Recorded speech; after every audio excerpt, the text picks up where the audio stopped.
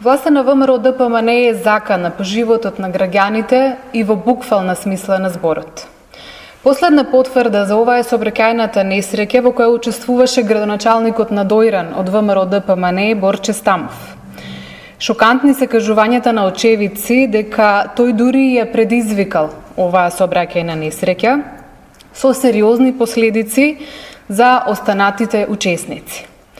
Уште пошокантен е обидот за забошутување на овој настан од страна на МВР, институција предводена токму од ВМРО ДПМН.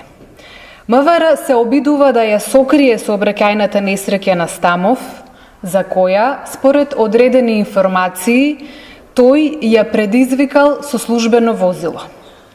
Зошто МВР во јавно достапните дневни билтени се уште го нема објавено овој настан?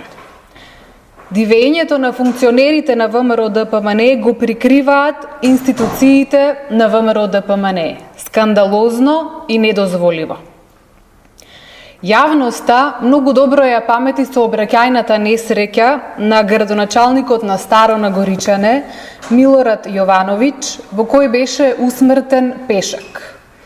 А тој, наместо да му помогне, побегна од местото на незгодата.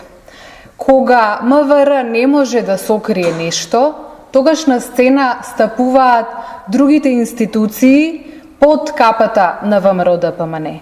Па така Милорад Јовановиќ за она што го направи доби само 15 месеци затворска казна.